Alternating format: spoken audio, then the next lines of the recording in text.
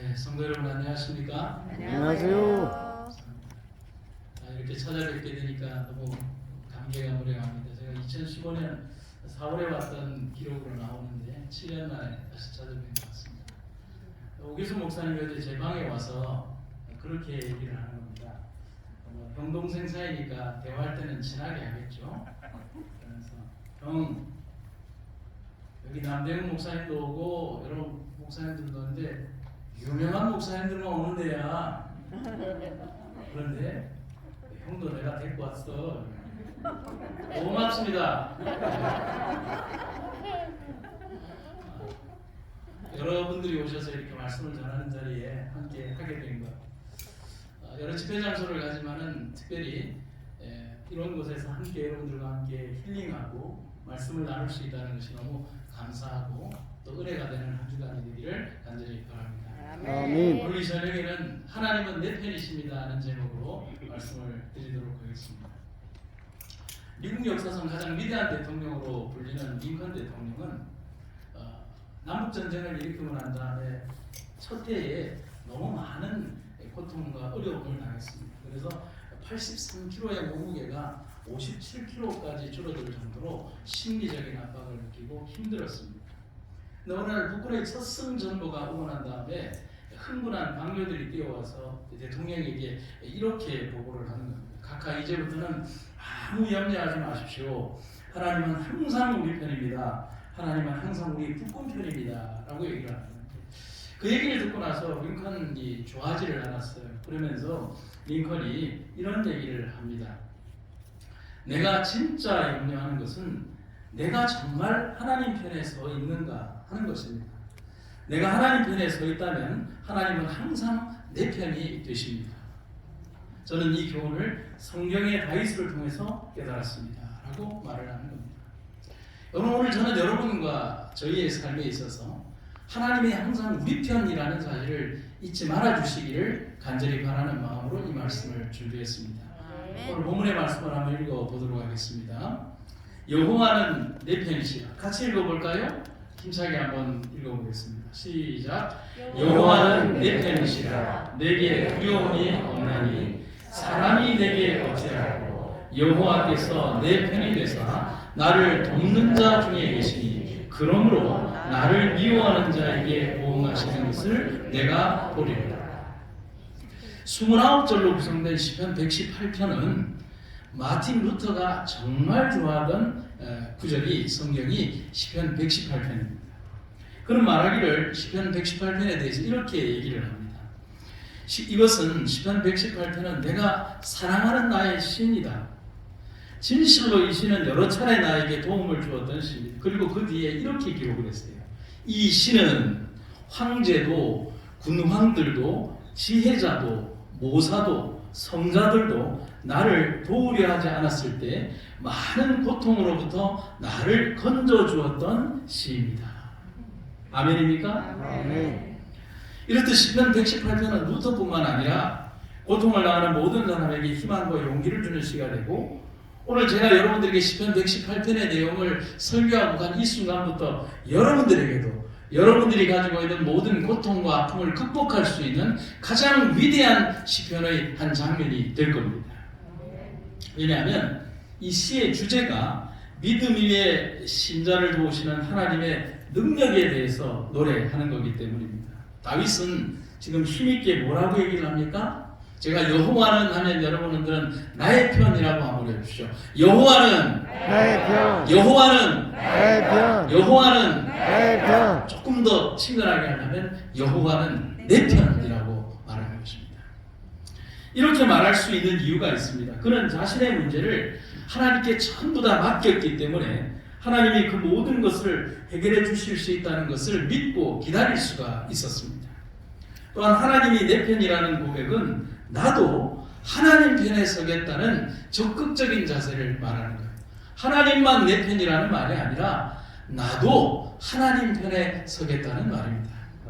오늘 내 편이 되셔서 나의 삶, 나의 생애를 지키시는 하나님의 능력을 체험하고 발휘하는 믿음의 성도들이 되시기를 간절히 바랍니다.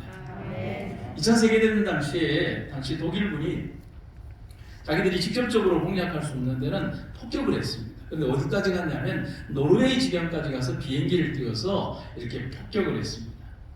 그런데 노르웨이 한 지방에서 어떤 집으로 신방을 가신 목사님이 그 집에서 저녁 식사를 하고 난 다음에 이제 잠을 자려고 하는데 집이 머니까요. 독일군이 그날 마침 그 지역을 폭격을 한 겁니다. 여러분 여기에서 전란을 겪으신 분들이 있으실 수 있겠는데요. 폭격을 하면 얼마나 두렵습니까? 뭐 주변이 흔들리고 건물이 무너지고, 그러니까 이때 당시에 사람들은 전부 다 이제 지하로 내려가거나 그렇게 해서 흔들림을 피하는 거죠. 그런데 이 폭격이 떨어지게 되면 여러분 잠을 잘 수가 없잖아요. 건물이 흔들리고 막 이렇게 하는데 얼마나 두렵겠습니까? 그래서 이 목사님도 두려워서 잠을 못 자고 그 집에 아버지 어머니도 두려워서 잠을 못 자는데 그 집에 한 7살 정도 된 딸아이 하나가 침대에 누워서 드르릉 코를 골면서 잠을 너무 잘 자는 거예요. 이 폭격이 쏟아지고 그러는데도 잠을 너무 잘 자는 거예요. 그래서 너무 신기한 거예요. 그래서 그날 그 다음날 아침에 아이가 이렇게 일어난 걸 보고 목사님이 물었어요. 너는 폭격이 무섭지 않니? 아니 어떻게 그렇게 건물이 흔들리고 폭격이 나고 위에서는 막 잔해가 떨어지는데 그렇게 편하게 잠을 잘 수가 있니? 그때 이 아이가 아주 천진난만한 목소리로 이렇게 얘기를 하더라고요. 아니 하나님께서 안 주무시고 나를 지키시는데 굳이 나까지 깨어져 있을 필요가 있을까요? 한 번만 깨어 있으면 되지. 그럼 이 장면에서 박수를 치셔야 합니다. 이 아이가 정말 우리에게 믿음의 원대한 원칙, 맡김에 대해서 가르쳐 주고 있지 않습니까? 아멘. 우리는 실제적으로 맡긴다고 하지만 안 맡겨요. 여러분 그리스도인들의 특징이 뭔 줄 알아요? 믿는다고 하는데 안 믿어요. 솔직하게 얘기해서 믿습니다 하지만은 안 믿어요. 믿는다고 하는데 안 믿는 거예요. 맡긴다고 하는데 안 맡기는 거예요. 시편의 말씀을 또 다른 말씀을 보시죠. 너를 지키시는 자가 졸지 아니하시리로다. 아멘입니까? 아멘. 이스라엘을 지키시는 자는 졸지도 아니하고 주무시지도 아니하시리죠. 이 아이는 너무도 정확하게 하나님의 보호하심과 섭리를 알고 있는 거예요. 그분이 내 편이 되어서 나와 함께 하는데 굳이 나까지 깨어 있을 필요가 있느냐? 날개 아래, 어머니의 날개 아래 들어가는 그 아이는 아무리 태풍이 몰아치는 그 가운데에서도 작은 아기 새는 엄마의 품 안에서 잠을 자는 거잖아요. 영감의 글을 한번 봅니다. 그분은 보이지 않는 수천의 위험으로부터 보호하시며 사단의 교묘한 수단으로부터 지키십니다. 천사를 통한 하나님의 보호하심이 우리의 둔한 시력에 보이지 않을 뿐이다.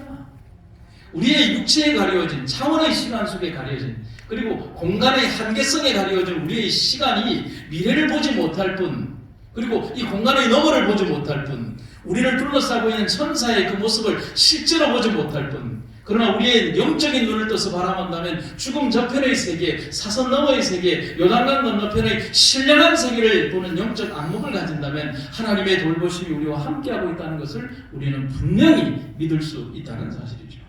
아멘. 그분이 단 한순간이라도 우리를 붙들고 계신 그의 손을 놓으시면 사단은 준비하고 있다가 우리를 멸망시키려고 한다. 여러분 사단은 스탠바이하고 있어요. 우리가 낙망할 때 우리가 두려움에 지칠 때 하나님과 연결의 끈을 놓치고 있을 때 그때만을 기다리는 거예요. 그러나 연결되어 있을 때는 절대로 우리를 어떻게 할 수 없는 거예요. 그리스도는 그분의 보혈로 그들을 사셨기 때문에 그분의 중재로 그들을 지키십니다. 여러분 제가 이 말을 하면 최대한 크게 아멘을 좀 해주시기 바랍니다. 지금 말고요. 내가 하라고 하면 돼요. 시키는 대로 좀 하세요. 하나님이 내 편입니다. 아멘. 아멘이죠. 여러분 하나님이 내 편입니다는 말처럼 힘과 용기가 되는 말이 있습니까? 오늘 여러분들의 삶에 저의 삶에 하나님이 내 편입니다는 말처럼 우리에게 힘이 되는 말이 있습니까? 두려워하지 마십시오. 잠언서 2장 7절에서 말하기를 하나님은 우리의 방패가 되십니다 라고 말을 합니다. 다윗의 이 말을 우리는 기억합니다. 시편의 말씀을 다시 하나 또 다른 것을 볼까요? 이스라엘 문중아 여호와를 의지하여 그는 방패가 되어 너희를 도와주신다. 여러분 오늘 우리의 삶에서 하나님의 든든한 백그라운드 가운데 서 있는 우리의 삶이 얼마나 힘이 있으며 우리의 어떤 것으로도 사단에게 줄 수 없는 삶의 과정을 가지고 있다는 사실을 기억하는 여러분과 제가 되기를 간절히 바랍니다. 아멘. 두 가지를 생각을 해볼 거예요. 첫 번째, 하나님은 내 편이시니 나는 두려움이 없습니다. 아멘. 여러분, 성경에서 가장 많이 반복하는 하나님의 명령과 약속이 뭘까요? 수없이 많은 명령들 가운데서 하나님께서 성경을 통해서 정말 많이 반복하시는 말씀은 두려워하지 말라는 말이에요. 이 말을 바꾸어 얘기하면 사람들은 참 많이 두려워한다는 거예요. 불안해한다는 것이죠. 바꾸어 얘기하면 안 믿는다는 거예요. 그죠. 성경 전체를 통틀어서 어떤 분은 얘기하기를 이 두려워하지 말라는 구절이 365번 나온다, 혹은 366번 나온다, 그런 얘기를 합니다. 그 말은 1년에 단 하루도 두려워하지 말아야 된다는 뜻으로 해석하는 좋은 의미를 가지고 있습니다. 적절한 설명이라고 느껴지는 것은 두려움이야말로 우리가 매일의 영적 전쟁에서 가장 흔히 부딪히는 적이라는 것을 경험으로 알고 있기 때문인 것입니다. 여러분, 사단은 우리에게 택배처럼 다가오지 않습니다. 사단은 우리에게 나 사단이오라고 다가오지도 않고 나 시험이오라고 다가오지 않습니다. 사단은 건물의 미세한 핀열과 같아요. 보이지 않는 크랙과 같은 것이죠. 정말 우리는 볼 수 없는데 그 틈으로 뭐가 들어오느냐면 빗물이 새어 들어오는 거죠. 여러분, 건물을 타공할 때, 타설할 때 정말 힘든 부분의 크랙은 뭔 줄 아십니까? 물이 타고 들어오는 것은 이 건물을 마지막으로 타공을 할 때 거기에 아주 가나들한 수평을 잡는 실 하나가 이렇게 끼워져 있으면 아무리 건축물을 든든하게 타공을 했어도 결국은 나중에 다 건물이 지고 난 다음에 그 건물의 실을 타고서 쭉 들어오는 것입니다. 건물이 오래되거나 아주 실금이 가면 그리로 들어오죠. 사단은 우리에게 있어서 아주 미세한 금 하나만 내면 되는데 손가락이 들어갈 필요도 없어요. 큰 구멍도 필요 없고요. 그럼 우리들 마음속에 누군가에 대한 미움, 삶에 대한 두려움, 내일에 대한 고통, 질병으로 인한 나의 실명, 그리고 인생의 회한에 대한 고통. 간단하잖아요. 사단은 어떤 것이든지 널려있는 것들 중에 하나에 여러분들이 걸려 넘어지면 되는 거예요. 노벨 문학상을 수상한 버트란트 러셀 게임은 이런 얘기를 합니다. 일단 두려움의 영향력 안에 들어서게 되면 어떤 개인이나 군중이나 나라도 제 정신대로 사고를 갖거나 행동할 수 없다. 이 맞는 말이에요. 사람이 두려움의 영역에 딱 빠지게 되면 늪과 같아요. 헤어나오지를 못해요. 그저 다른 사람들이 다 미워지고 그렇게 되는 거죠.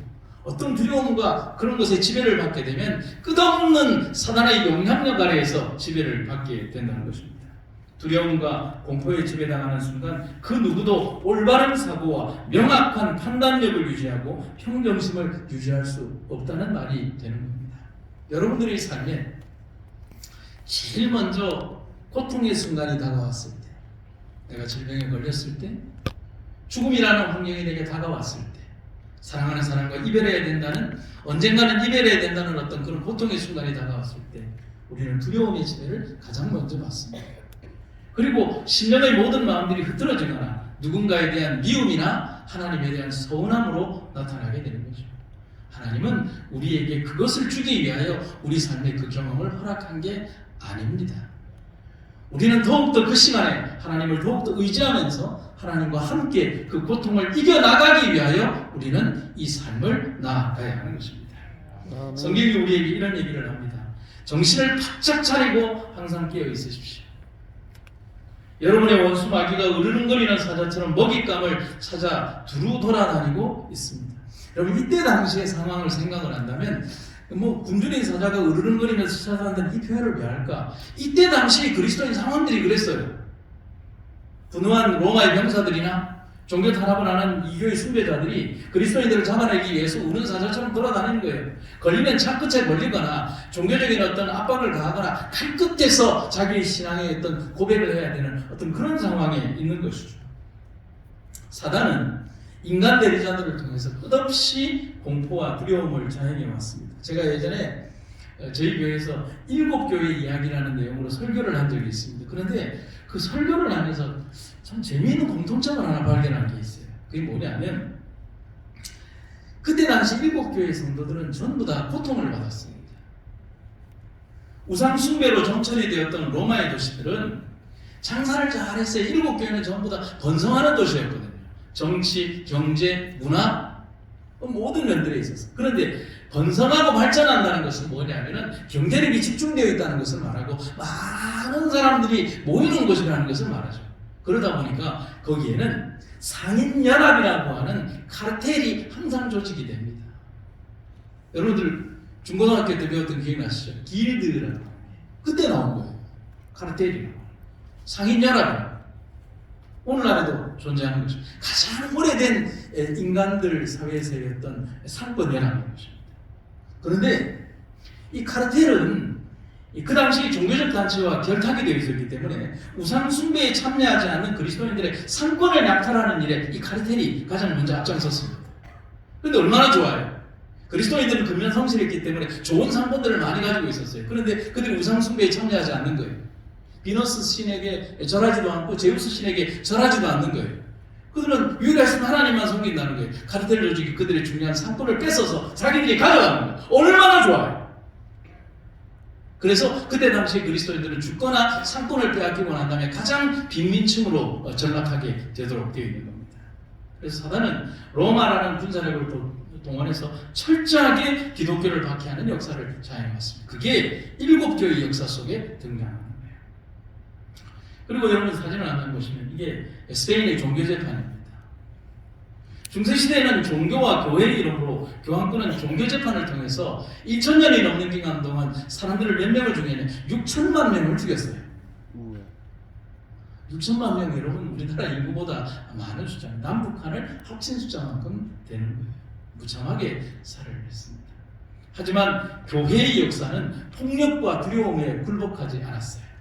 피 위에 한 명의 순교자 위에 10명의 그리스도인, 10명의 피 위에 100명의 그리스도인, 1000명의 그리스도인 위에 피 위에 10,000명의 그리스도인이 태어나는 것입니다. 그 이유는 간단합니다. 믿음을 지키고 하나님의 편에 서기를 두려워하지 않았던 백성들이 있었기 때문에 그렇다는 거예요. 여러분과 저의 소망이 이 생에만 있다면 뭐하러 하나님을 믿습니까? 여러분 제가 몇 살까지 살 것 같아요? 우리 정희섭 장로님 내 친구. 자기가 젊었다고 조금 전에 자랑을 합니다. 그래 봐야 똑같은 66년생이면서. 네? 105살? 우리 장로님 몇 살까지 살고 싶어요? 106살. 그렇게 좋은 성격은 아니에요. 여러분 제가 아무리 뉴스타트하고 건강식하고 아무리 성실하게 살고 잘 살아도 105살까지는 밖에 못 써요. 실은 그 길도 못 가요. 사람은 죽습니다. 제 말이 맞나요? 언제 죽느냐의 문제일 뿐이지 죽습니다. 근데 사단은 분명히 우리 인생에 다가올 그 죽음에 대한 문제를 가지고 사람들을 협박하는 거예요. 여러분 오늘 우리의 인생에서 우리가 일단 여기에서 비록 병들고 어려운 삶 가운데 처했지만 하나님이 우리에게 희망과 믿음을 가지고 하나님을 바라보라고 한 순간부터 우리의 삶은 이 땅에 존재하는 것이 아니라 하늘에 사는 거예요. 그래서 여러분 따라해 보시죠. 이 땅에서 하늘을 살아요. 이 말을 누가 한 줄 아십니까? 오철 목사가. 그래서 제가 다른 곳에 전도회를 가면 꼭 하는 전도의 제목 중에 하나가 가불 인생이라고 하는 제목으로 전도의 제목을 합니다. 우리는 어떤 인생의 가불을 받으면서 살아요? 영원한 하늘에서 살아야 될 인생의 시간을 조금 가불해서 이 땅에서 살아가는 것뿐이에요. 아멘. 여러분 그것을 기억하시기를 바랍니다. 그래서 제명한 목사님, 노만 VPL 목사님은 우리에게 두려움을 갖지 말라는 의미로 이런 얘기를 합니다. 믿음만이 두려움에 치료제다. 아멘입니까? 아멘. 어떤 것으로도 우리에게 이 두려움을 극복할 수 있는 방법은 없어요. 그래서 다윗이 오늘 말합니다. 하나님이 내 편이기에 두려워할 아무것도 없다고 말합니다. 아멘. 오늘 본문의 말씀에서 내 편이라는 말에 영어 문장을 한번 제가 읽어보도록 하겠습니다. 근데 영어 문장이 너무 은혜롭게 이렇게 되어 있어요. The Lord is on my side. 너무 은혜롭죠. 옆에. The Lord is with me. 나와 함께. 아멘. 느낌 그대로를 전달한다면 하나님이 바로 내 옆에 계신다는 뜻입니다. 여러분들 앉아 계신 이 좌석의 바로 옆에 하나님이 계신다. 아멘입니까? 여러분들이 잠들고 계신 그 침상의 바로 옆에서 여러분들이 잠드는 그 순간까지 바라보시면서 걱정하지 마라. 내가 너와 함께하고 있다. 걱정하지 마라. 내가 두려움과 어떤 고통에 시달릴 때, 가족으로부터 별리되는 이 고통 가운데에서 외로움에 시달릴 때, 죽음의 고통이 다가올 때 두려워하지 마라. 내가 너와 함께하고 있다. 아멘. 여러분, 여전히 두려워한다면, 하나님이 계신데도 여전히 두려워한다면 그것을 믿음이라고 할 수 있겠습니까? 여러분, 믿음은 두려움을 내어줬고 두려움은 믿음을 떼어줬습니다. 빛이 들어올 때 어두움은 사라집니다. 주님께서 힘센 용사처럼 제 곁에 계시니 저를 박해하는 자들이 비틀거리고 우세하지 못하리이다. 그들은 성공하지 못하여 크게 부끄러운 일을 당하고 그들의 수치는 영원히 잊혀지지 않으리이다. 주께서는 힘센 용사로서 나의 곁에 계십니다. 예레미야는 그들 앞에 당면한 힘들고 어려운 현실을 직시하면서 그것을 이길 수 있는 힘이 바로 하나님이 곁에 계시기 때문이라고 말을 합니다. 여러분, 구약 성경에 등장하는 그리고 신약에 등장하는 모든 믿음의 구조들의 생애가 행복하고 띵까띵까 잘 살았던 것으로 보이십니까? 그들이 좋은 아파트 평소에서 살고 그냥 호의호식하면서 그렇게 살아는 사람들로 그렇게 기록이 되어 있습니까? 한 명도 그렇지 않아요. 그들은 고통 가운데 살았고요. 어려움을 극복하며 살았고요. 눈물을 흘리며 살았고요. 깨어있지 못하는 백성들을 바라보며 가슴을 치면서 살았어요. 그럼에도 그 수없이 많은 고통 가운데에서 그들이 지킴을 받을 수 있었던 유일의 이유는 하나님이 그들의 곁에 있었기 때문입니다. 아멘. 이거 이외에 무슨 답이 있을까요? 종교 암흑 시대에 종교개혁의 운동을 하다가 순교당한 후스와 제롬 같은 이들은 그들 앞에 당면한 두려움들을 어떻게 이겨나갔을까? 제가 각 시대의 대쟁투에 나오는 그 영감의 글을 그대로 한번 읽어보도록 하겠습니다. 재판장 앞에 선 제롬의 글입니다. 제롬은 소란한 중에서도 확고한 태도로 말했다. 무엇? 너희들은 내가 죽음을 두려워할 줄로 생각하느냐? 너희들은 과거 1년 동안 죽음보다 더욱 참혹하고 무서운 감옥 속에 나를 가두었다. 너희들은 나를 터키 사람들과 유대인들과 이교도들보다 더욱 잔혹하게 취급하였으므로 나의 삶이 사실상 썩어서 나의 뼈에서 떨어져 나갔다. 그러나 나는 불평하지 않는다. 왜냐하면 탄식은 마음과 정신을 병약하게 해주기 때문이다. 그러나 나는 한 그리스도인에 대하여 그처럼 심한 만행을 감행하는 데 놀라움을 금하지 않을 수 없다. 그 다음에는요, 화형장에 선 제롬의 글입니다. 그는 후스가 죽임을 당한 바로 그 장소로 끌려나갔다. 그는 노래를 부르면서 나갔는데 그의 얼굴은 평화와 기쁨으로 빛나고 있었다.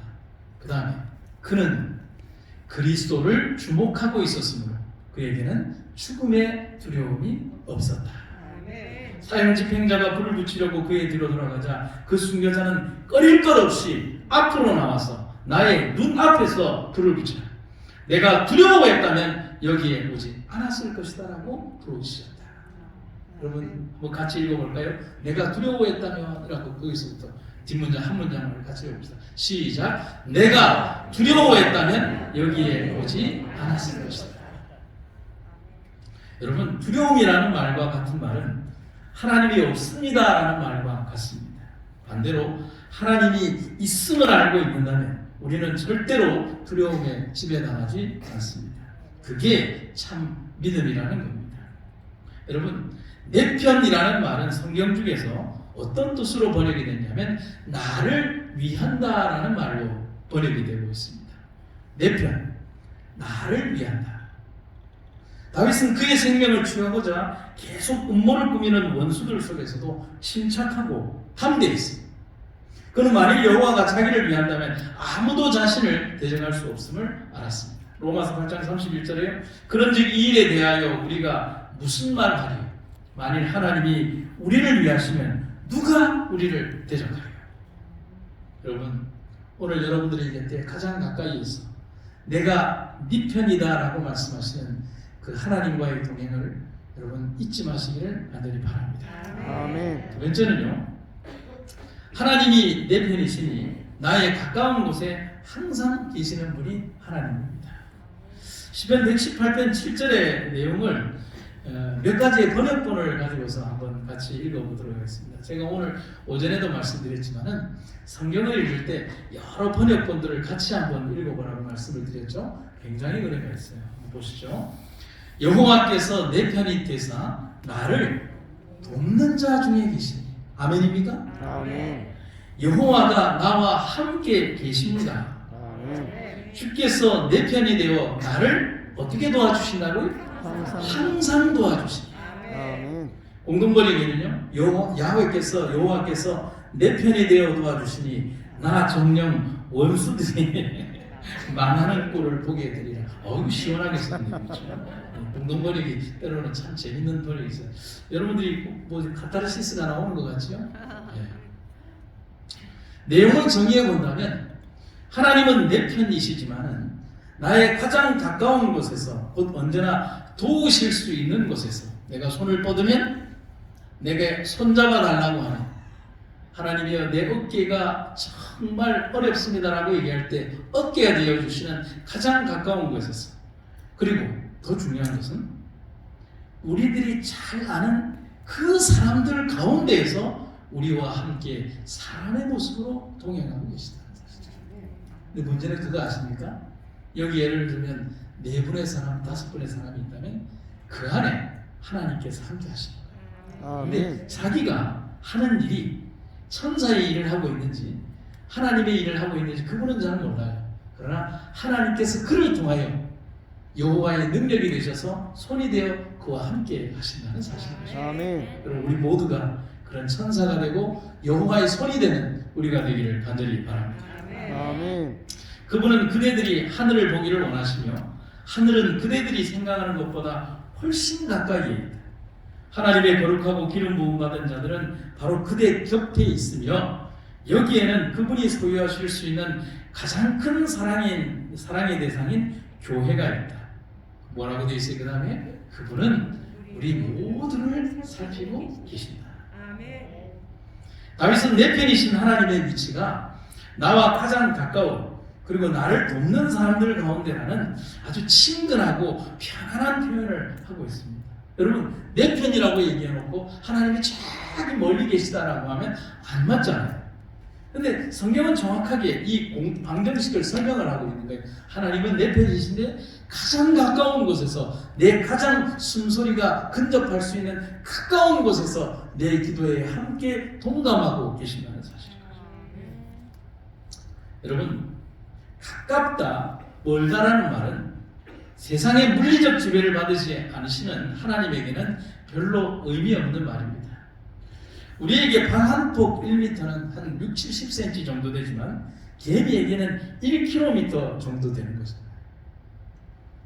하지만 인간에게는 너무나 힘이 되고 소중한 말입니다. 그래서 하나님께서는 내가 하늘에서 너와 함께 한다는 이런 표현을 하지 않으시고 내가 너의 곁에서, 너희 가운데에서, 너희들 사람 가운데에서라는 우리들이 이해할 수 있는, 우리들의 감성이 접근할 수 있는, 우리의 언어가 이해할 수 있는, 우리의 심령이 접근할 수 있는 그런 단어로 말씀하시는 거예요. 아멘.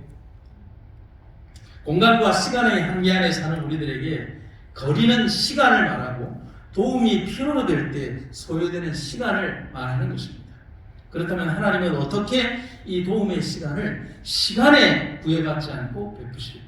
그것은 하나님이 미리 내다보시고, 뭐죠? 예언이잖아요. 우리를 위한 응답의 기회를 미리 보내주시면 됩니다. 자, 여러분, 우리 정희섭 장로님이 내일 뭘 할지 전 몰라요. 제가 내일 뭘 할지 알고 계세요? 모르죠. 우리의 시선은 차원의 벽에 갇혀 있잖아요. 시간과 공간의 벽에 갇혀 있잖아요. 그래서 이 벽 너머에 뭐가 있는지, 그렇죠? 저 문 너머에 뭐가 있는지를 모릅니다. 이렇게 돼 있어요. 그런데 하나님의 시선은 여기에 있어요. 그리고 나는 현재 여기에 있고 우리의 과거는 여기에 있으면 우리의 미래는 여기에 있어요. 하나님의 시선은 차원과 공간의 시간의 어떤 지배를 받지 않으시기 때문에 우리의 과거를 보시는 거예요. 그리고 현재 지금의 내 모습을 보고요. 우리가 가야 될 미래를 보시는 거예요. 그렇기 때문에 우리가 지금 기도하고 있는 이 순간의 이 기도가 이미 과거에서부터 필요했던 그 상황들에 대하여 하나님은 그 기도의 응답을 미리 준비하시고 우리에게 주신다는 사실인 것입니다. 아멘. 그 과정이 이렇게 되어 있죠. 내 죄와 이스라엘 백성들의 죄를 털어놓으며 하나님의 거룩한 산인 예루살렘을 위해 간절히 기도하였다. 뭐라고요? 그 다음에 내가 아직 뭐하고 있을 때? 기도하고 있을 때. 네가 처음 기도를 시작할 때부터 하나님의 응답이 있었다. 우리는 여기에서 하나님의 능력의 무한성을 보게 됩니다. 기도보다 응답이 먼저 출발하는 기적의 원리. 아멘입니까? 아멘. 기도보다 응답이 먼저 출발하는 기적의 원리. 하나님은 인간처럼 모든 이야기를 다 듣고 난 다음에야 그 문제의 답을 찾으시는 그런 낮은 신이 아닙니다. 하나님은 이미 알고 계시기에 하나님은 먼저 움직이시고, 그래서 가장 빠른 시간에, 가장 적절한 시간에 가장 올바른 답을 우리 곁에 있는 사명을 가진 사람들을 통하여 이루어 주신다는 사실을 잊지 마시기를 간절히 바랍니다. 아멘. 여러분, 이 공식이 없었다면 여러분과 저희의 오늘은 존재하지 않습니다. 실제로 하나님은 얼마나 가까이 계실까요? 그렇게 존재하기를 원하실까요? 성경에서 하나님은 당신의 진짜 속내를 이미 오래전에 말씀하고 계십니다. 그리고 실제로 이렇게 함께하고 계십니다. 내 백성에게 말하여 나를 위한 거룩한 집인 성소를 짓게 해라. 내가 그곳에 있으면서 백성과 함께 살 것이다. 너희 하나님 여호와가 너의 어디에 계시니? 가운데 계시니. 보라, 처녀가 잉태하여 아들을 낳을 것이요 그 이름은 임마누엘이라 하셨으니 이를 번역한즉 하나님이 우리와 함께 계시다 함이라. 항상 성경에서 등장하는 하나님의 모습은 우리와 함께 하시는 하나님의 모습. 왜 하나님이 창세기 1장에서 우리의 형상을 따라 우리의 모양대로 사람을 만들자라고 하셨을까요? 우리와 함께 살기 위해서. 그렇잖아요. 전혀 다른 모습으로 있다면 우리가 그분을 부담스러워하지 않겠습니까?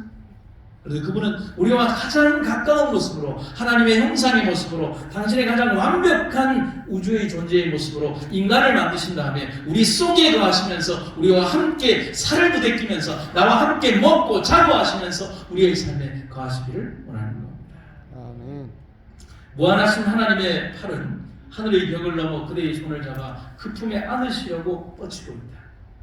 그 무한한 조력자는 가장 잘못이 많고 가장 죄가 많은 자들과 가장 절망한 자들을 도우시려고 아주 가까이에 계십니다. 믿음으로 위를 쳐다보라. 그러면 하나님의 영광의 빛은 그대 위에 비칠 것이다. 아멘. 여러분, 때로는 이런 믿음의 생각을 가지고 있다가도 두려움이 엄습할 때가 왜 없겠습니까? 삶이 반복되는 과정 속에서 눈물이 날 때가 왜 없겠습니까?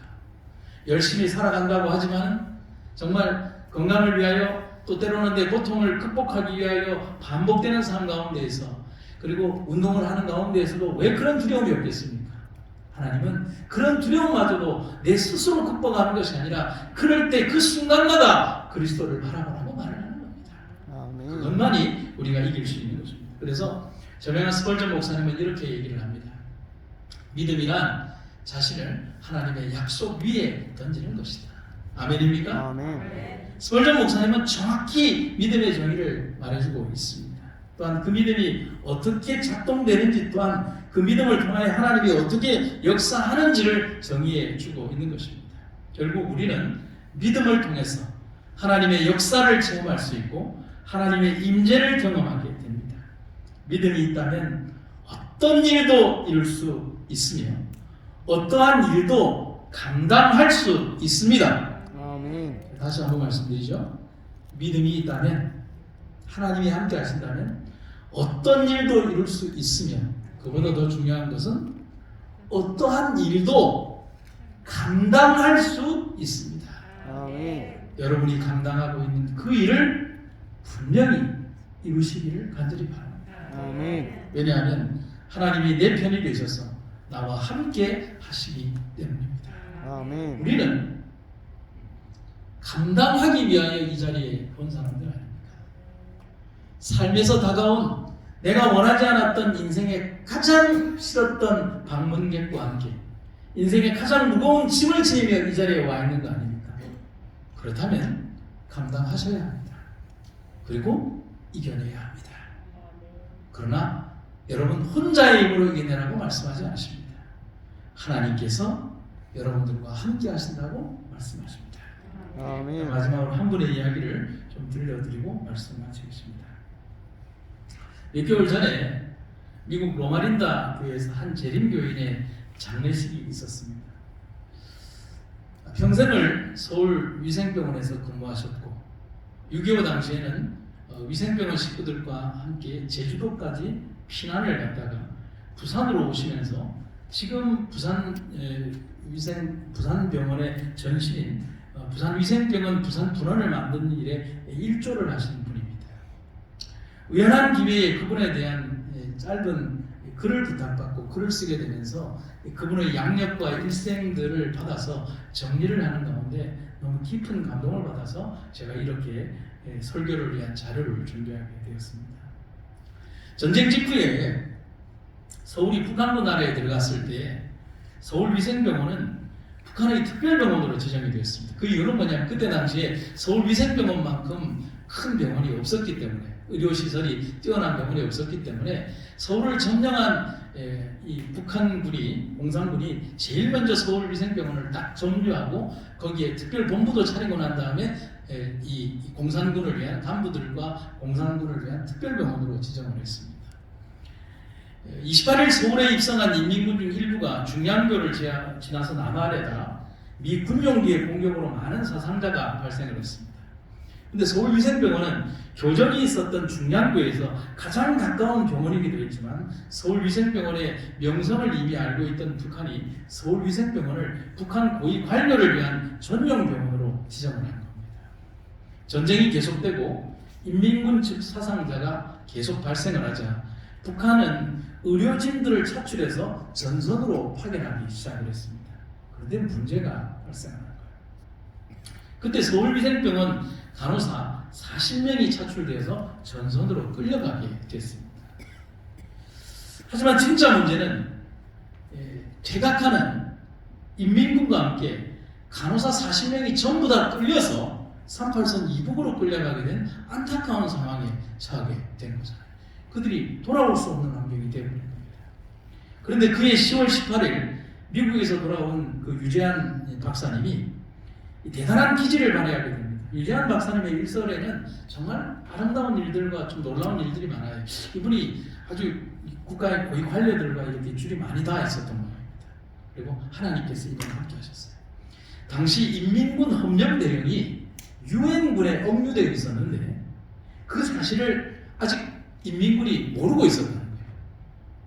첩보가 들어가지 않은 거예요. 그 유재한 박사는 이 인민군 헌병대령의 계급장과 신분증을 미국 정부를 통해서 한국 정부에 요청을 해서 그것을 받아낸 겁니다. 여러분 이걸 받아낸다는 것 자체가 불가능한 일 아닙니까? 그걸 받아내어서 서울위생병원 총무실에서 근무하던 김근웅이라고 하는 한 젊은 직원에게 주고 차량을 준비시킵니다.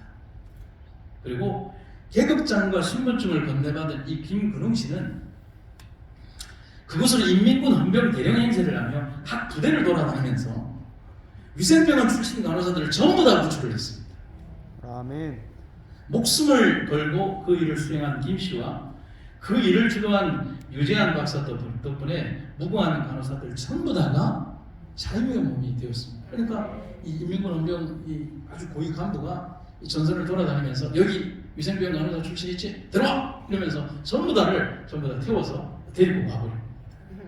영화보다도 더 영화 같은 일이 서울위생병원에서 있었습니다. 여러분 하나님의 기반을 여러분 절대로 우습게 생각해서는 안 됩니다. 아멘. 이 병원이 이 기반이 정말 하나님께서 지키지 아니하시면 불가능한 일이라는 사실을 여러분 기억하시기를 간절히 바랍니다. 아멘. 그 일을 주도한 유재한 박사 덕분에 전부 다 자르게 됩니다. 여러분 이러한 일에는 목숨보다 더 대단한 용기가 필요하다는 사실을 말합니다. 이분이 김근웅 장로님이십니다. 그런데 이분의 일설이 끝난 게 아니에요. 전란에 혼돈이 틈타는 시기에 이 서울이 수복되고 다시 뭐 북한 괴뢰군이 내려와가는 그런 가운데 이제 괴뢰군이 인민군이 내려와서 이제 위생병원까지 들어온다는 소식을 듣고 다른 2명의 교인과 함께 어렵게 구한 칼빈 소총으로 이 병원 옥상에서 간간히 오는 이 인민군들과 대치를 하면서 총격전을 벌이면서 서울위생병원을 지켜내기도 했습니다. 아멘 아닙니까? 아멘. 우리의 위생병원은 그렇게 지켜지고 그렇게 이어져 왔습니다. 아멘. 그들이 이렇게 할 수 있었던 그 힘이 어디에서 나왔을까 생각해 봅니다. 그것은 하나님의 임재였습니다. 아멘. 그것은 하나님의 함께 하심이었기에 가능한 일이었습니다. 그것은 내 눈에서는 두려움을 보지 않기에 가리우시고 북한군 수백 명 병사들의 눈에서는 하나님의 종들을 보지 못하게 막으신 내 편이신 하나님의 돌보심 때문이었습니다. 아멘. 여러분, 내 편이라는 말. 급사 이 모습은 소돔성을 방문한 천사들이 롯을 보호하고 지키기 위하여 소돔성 사람들의 눈을 어둡게 만들었던 일을 떠올리게 되는 것입니다. 여러분, 내 편이란 편파적인 심판을 말하는 겁니다. 그렇지 않아요? 내 편. 나에게 가장 좋은 것을 주고 유리한 것을 주고 가장 강력한 힘을 주고 견딜 만한 힘과 세상을 이기고 견딜 인내를 주시는 분이 함께하는 것을 말합니다. 여러분, 내 편에 일어나는 말 너무 정겹지 않습니까? 이 말을 쓸 때 우리는 아이가 되는 것 같습니다. 우리 어릴 때 막 장난칠 때 그러잖아요. 내 편! 모여라! 내 편이잖아요. 그렇게 하나님은 가깝게 그리고 강력하게 우리 삶에 역사하고 계십니다. 아멘. 나는 네 편이다! 라고 말씀하십니다. 그래서 우리는 하나도 두려울 것이 없습니다. 사나 죽으나 내 편이신 하나님이 있기 때문에 말입니다. 아멘. 여러분, 두려워하지 마십시오. 제가 이렇게 말씀드립니다. 내 인생에 삶이 존재한다면 사명이 있는 삶이어야 하고 내 삶이 마감된다면 영광의 삶으로 마감되는 것입니다. 아멘. 그리고 언제나 내 편이신 하나님이 나를 다시 불러일으키실 것을 우리는 믿고 나아가야 하는 것입니다. 아멘. 시편 23편을 읽고 마치도록 하겠습니다. 내가 사망의 음침한 골짜기로 다닐지라도 해를 두려워하지 않을 것은 주께서 나와 함께 하시니라. 주의 지팡이와 막대기가 나를 안위하시나이다. 사랑하는 주님께서 언제나 내 편이 되어주신 우리의 인생, 목사로 살아온 지난 32년의 세월 가운데에서 하나님의 인도하심이 없었다면 나는 나의 오늘은 있었을까를 생각해 봅니다. 단 하루도 존재할 수 없었던 저의 삶을 고백하는 겁니다. 여러분의 인생도 그렇습니다. 아멘. 우리에게 남겨진 시간이 얼마나 있을까? 우리가 이 땅 아래에서 살아갈 날들이 얼마나 있을까? 하나님께서 우리에게 주어진 이 삶의 생애를 살아가며 언제나 내 편이신 하나님이 나와 함께한다는 사실을 생각하며 우리 묵묵히 우리가 걸어갈 수 있는 인생의 시간까지 걸어가고 준비하는 여러분과 제가 되기를 간절히 바랍니다. 아멘. 기도하시겠습니다. 내 편이신 하나님, 언제나 나의 편이 되어 주셨던 하나님 감사합니다.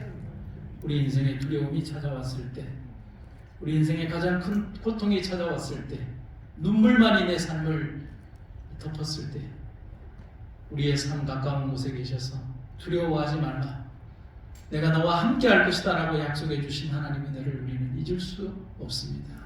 이제 다시 생각하고 결심합니다. 우리를 인도하시는 하나님의 은혜를 생각하며 언제나 내 편 되어 주신 우리의 주님과 함께 오늘 이 하루를 생애하고 살아가게 하여 주시옵소서. 아멘. 주의 은혜를 감사드리며 오늘 이 저녁에 주님의 손 붙들고 평안한 밤 되기를 간절히 바라며 내가 잠들어 있는 그 순간에도 내 침상 머리맡에서 나를 인도하실 하나님의 손길과 눈길을 기억하며 잠들게 하옵소서. 예수님 이름으로 기도드립니다. 아멘.